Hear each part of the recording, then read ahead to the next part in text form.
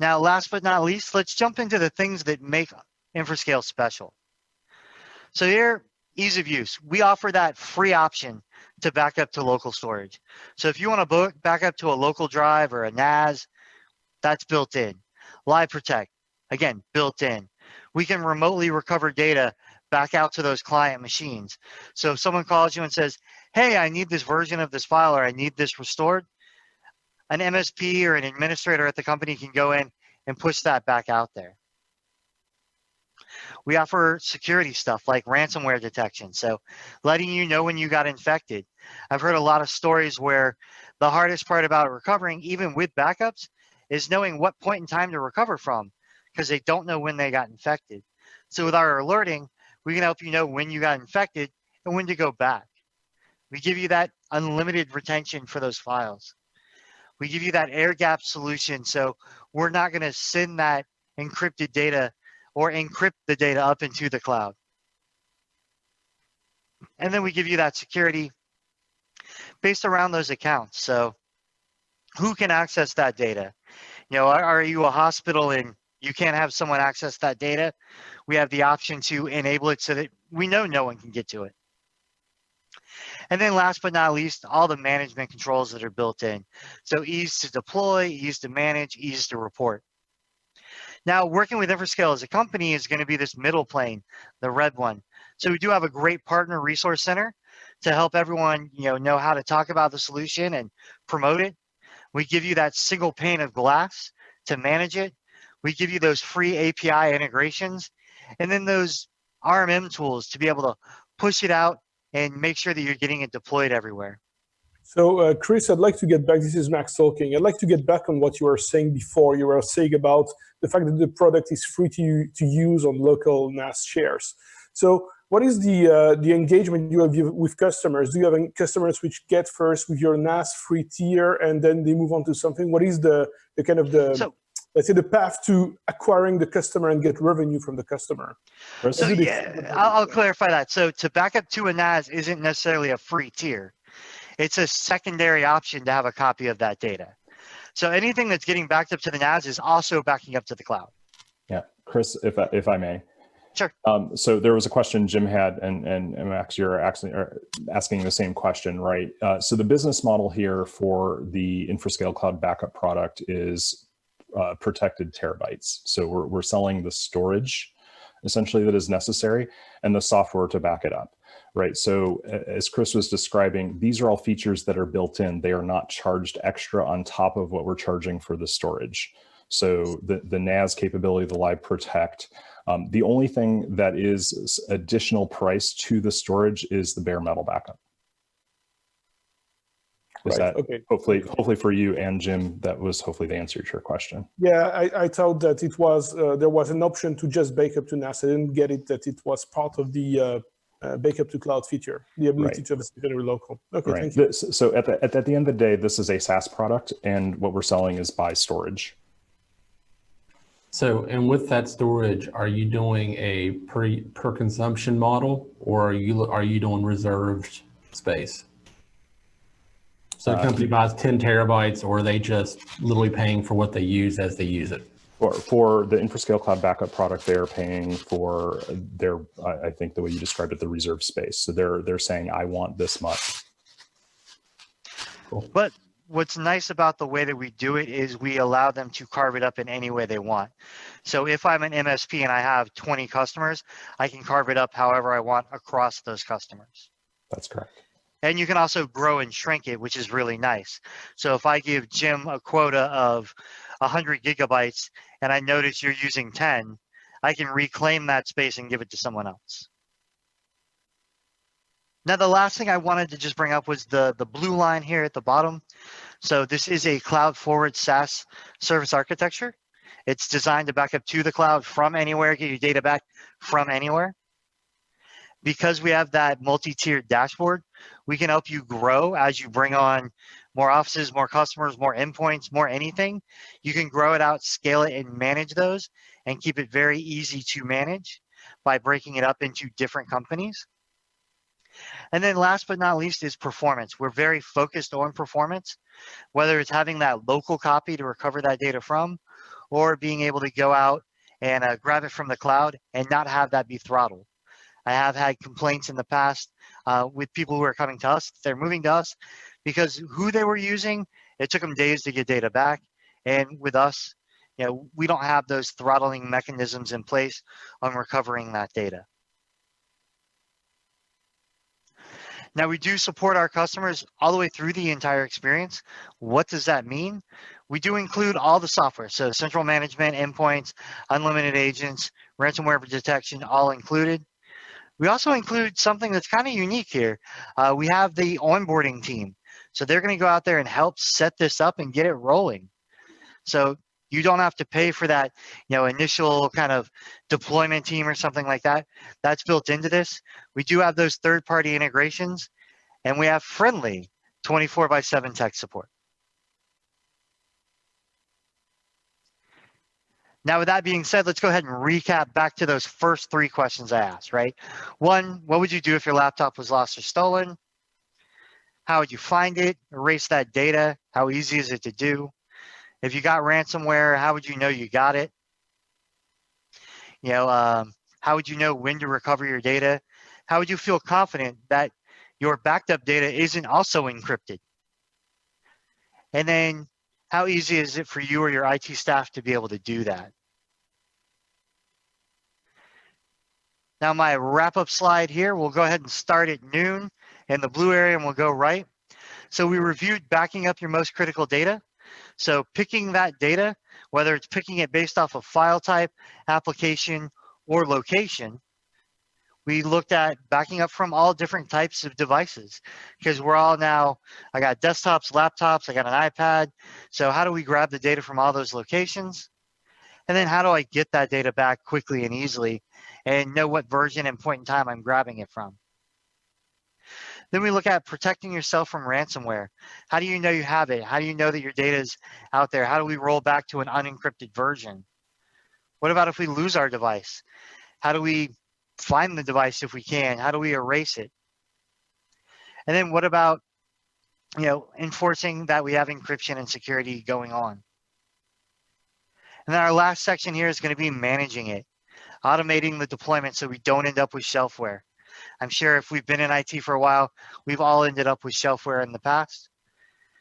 How do we centrally manage it? How do we make sure it's not inconvenient to deploy?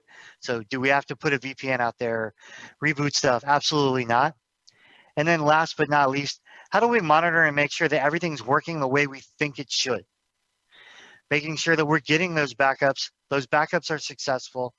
That's really the most important part of having any solution is knowing that it's working and it's doing what you expect from that product.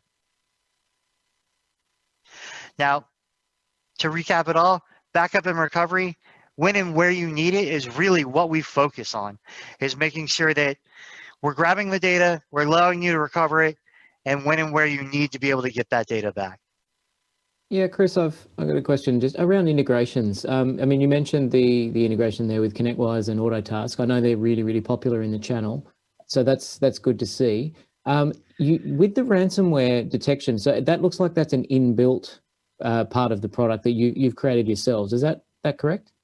Correct, it is. So it's looking at basically the file types that are out there, which is a published known list of file types that are associated with ransomware that we update on a daily basis, and then also looking at changes in the backup. So if you normally back up and you protect 10 files that you change on a regular basis, and then one day it's 1,000, well, we know something changed. Either you installed some new software or something. So one of my coworkers, he loads a bunch of new MP3s about once a month.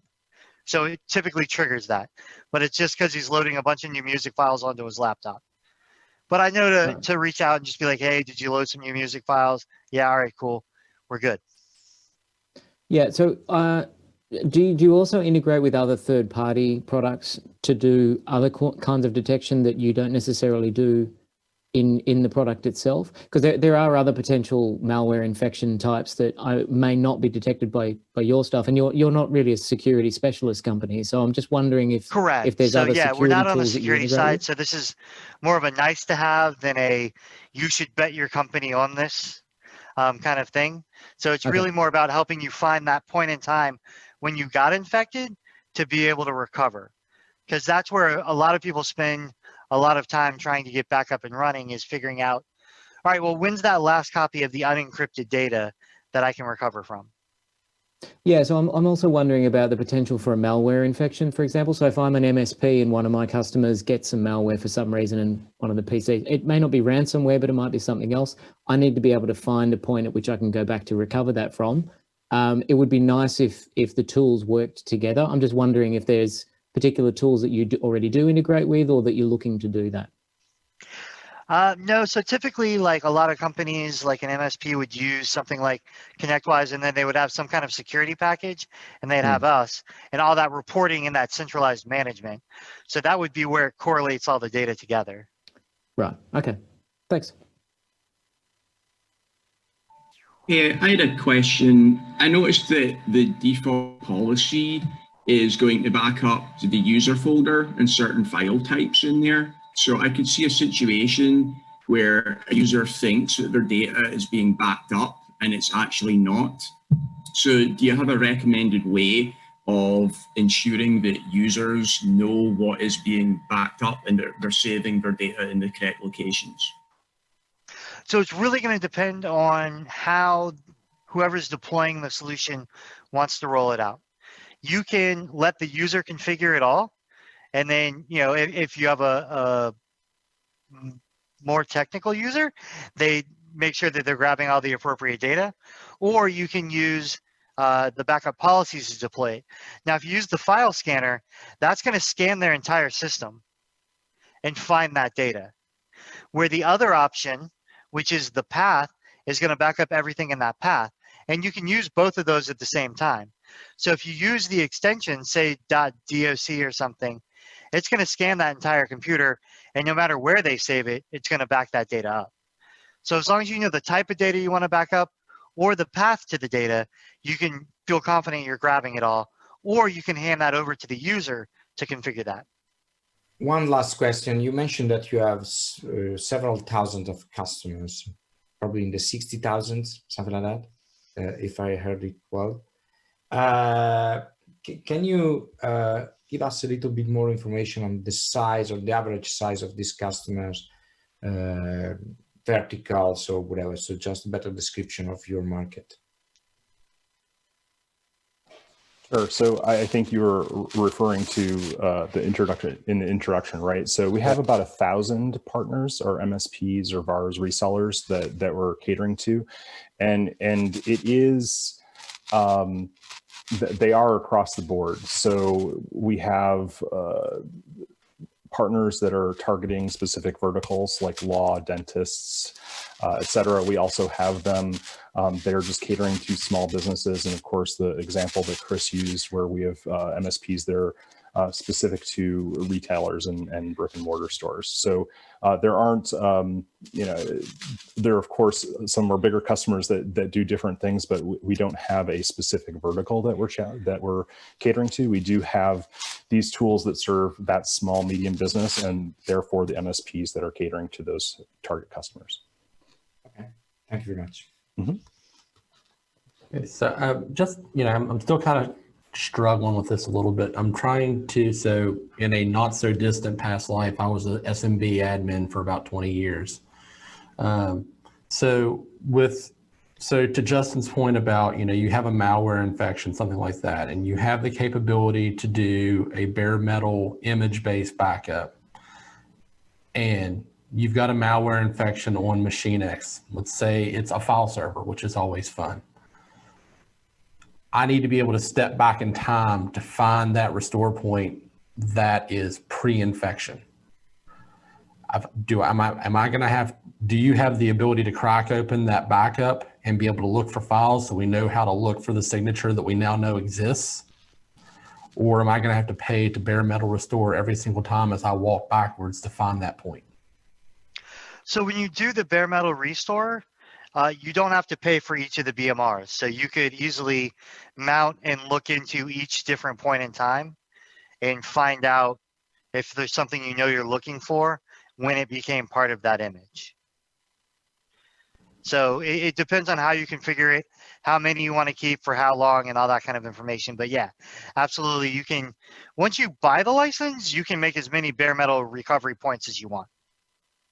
Okay, and is there a way through the cloud-based UI to be able to actually take a look inside of that? Just, click on it, decrypt the file, whatever, and be able to take a look inside of that image to look for signatures, or am I actually having to mount it to look each time? You would have to mount it locally to be able to look at each time, to be able to browse through those. Now that's going to depend. I mean, if you have that NAS-based share, that'd be a lot faster, or a local hard drive share or something like that to be able to mount those and look through them. But you would have to use the local client to be able to mount those images and crack them open and look at the files inside. Okay, and then with the NAS-based share, is that a teed write? So when the backup is generated, it's going to your cloud and simultaneously being written to the SMB share as well? Correct. Or is it, okay, cool, thank you. Now we do have different options on caching. So as far as what data is being moved to the cloud, we can't do cache everything, which takes up more space and sends less to the cloud, cache nothing, which sends all the data to the cloud, and then our IntelliSync, which is kind of in the middle, to be able to smartly figure out what we should cache, so we're sending the least amount of data to the cloud.